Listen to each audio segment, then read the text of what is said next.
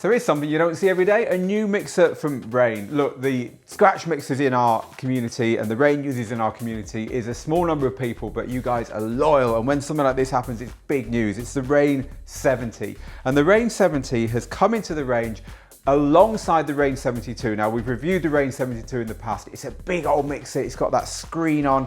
Yes, it's a 2-channel battle mixer, and yes, 2-channel battle mixers are there for you to perform on, and they're simple and they're immediate, but that mixer had a lot of stuff on it, right? It had that Serato screen in the middle, and for some people it was just overkill. A great statement of we're back, if you like, from Rane under the InMusic brand, but people wanted something simpler. Certainly some people wanted something simpler. And the Rane 70 is that mixer. So this is a little bit cheaper. It's $14.99, a little bit lighter, but it's got the same inputs and outputs. It's got the same quality. It's just the mixer, if you like, the spiritual successor of the Rane 62.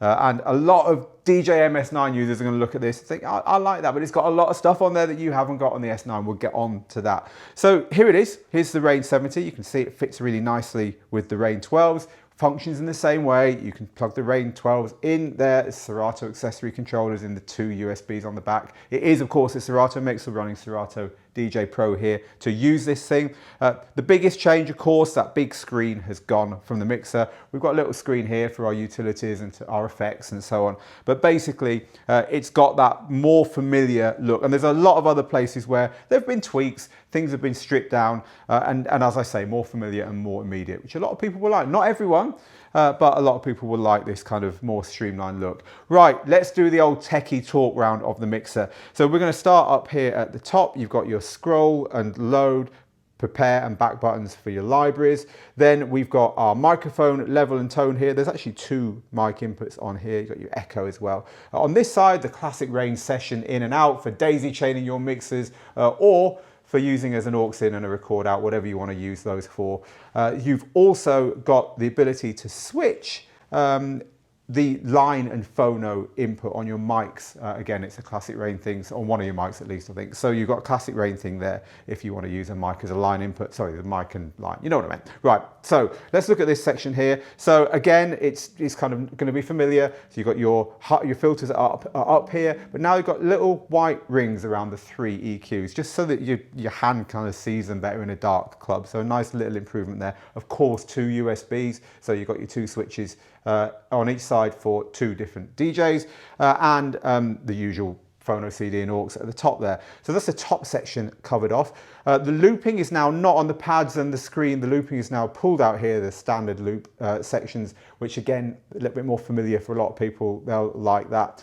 Down here then, looking at the pads, obviously the paddles in the middle. Paddles are doing what the paddles have always done here. You've got 2 wet dries, which is again an advance over something like the DJ MS9 with its 1, and the paddles are reversible for the small number of people who want the lock to be down and that one to be up. So down here then in this section, we've got some simplification going on here. This was a complicated area of the 72, and while a lot of the functions are still here, the looping's moved away. There's no slicer in here, and there is a couple of other things that have been removed or changed, but basically most of that stuff is still here, but there's less type, there's less telling you what's going on around here. Just the main things are put on the unit itself: hot cue, save loops, roll, sampler, and transport. So transport's there. This is important because it could get you out of a hole if there's a problem connecting up your turntables, but also creatively, a lot of DJs like having transport on there. So in the transport mode, you've got bits and pieces, including a sync button. That's down here on these pads. There's another place to get to sync, which we'll talk about in a minute. So your pads are there, the standard, very, very nice tactile rubber, of course. So let's talk about the effects section, because the effects section here is quite nicely done, but also very immediate, if you like. So the built-in effects are on these buttons here. So you've got echo, reverb, break, flanger, phaser, and delay there. So you can alter some of the parameters on there just by hitting a couple of buttons to pull them up, which is nice. It's all there if you need it. You can switch to tape echo, for instance. So all that stuff is going to be familiar to users of the 72, for instance. So that's all still there.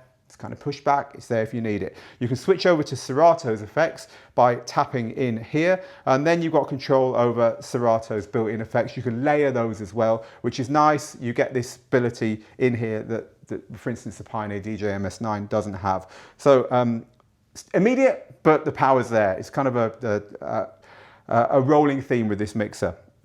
So moving down, another thing it would take me a long time to tell you everything, even longer to demo it. I'm not going to do that, as I say. I want to give you the overview here. So moving down then, we've got, as you would expect, a very nice clean area down here with a new fader. This is tension adjustable for the first time on the outside of the unit. So you've got a tension adjuster down at the bottom, but it's still got the adjusters on the fader itself. They actually gave me two faders to show you. So on the overhead camera, here they are. So you can actually feel, when you've got them both in your hands, which you obviously haven't, but I have, you can feel that the new one is a lot lighter. It's got less stuff in it. That's a technical term. So this is a new one. That's the old one. It's still magnetic, still adjustable on the unit itself, but also you've got the adjuster down there. So improvements going on the fader. The Deck 1, Deck 2 headphones button is now a slider. I guess that's personal preference, but we do see manufacturers choosing a rotary or a slider there for that. Sample levels over there. We're going to have a look around the front of the mixer now. And we have the mic area on the left there, the standard controls, all the stuff you would expect for the hamster buttons and the controls for the curve on both the up faders and of course the crossfader there, and the two headphones. The little split cue as preferred by Rane. And around the back, exactly the same inputs and outputs as you've got on the 72. So the mics are here with that line and mic switch if you do want to plug line inputs in there. Then we've got our phono, CD and auxiliary with their little switches down here, the grounds, the Decks 1 and 2 for plugging in the 12s, and your two laptops and your balanced and unbalanced outputs. So one thing I did forget to cover, which I want to, is the instant doubles buttons. So this is going to be great for some people. They're right there by your up faders. But it's better than that because you can head into the settings and you can change those. If you never use instant doubles, but you want a sync button right there, that can be changed. And silent cue is on that as well. So silent cue is just, you can hit that and it will just kill the music until you go to one of the cues, and then it will jump to the cue, start playing again, and it'll cut the audio back in again. Great for turntablists who don't want that slurring start, just want an easy way of jumping to their cues. So in summary, this is there to fill that gap that is just below the 72 for people who don't need all that functionality, but maybe want something more than the Pioneer DJ MS9, which it could certainly be compared to. It's got features that aren't on that mixer, but at the same time stays pretty immediate. As I said at the beginning, probably the spiritual successor of the Rane 62. It's the Rane 70, it's $14.99, and this has been a very quick preview of some of the features on this and who it might be for here on Digital DJ Tips. Now get good, get out there and make the moments.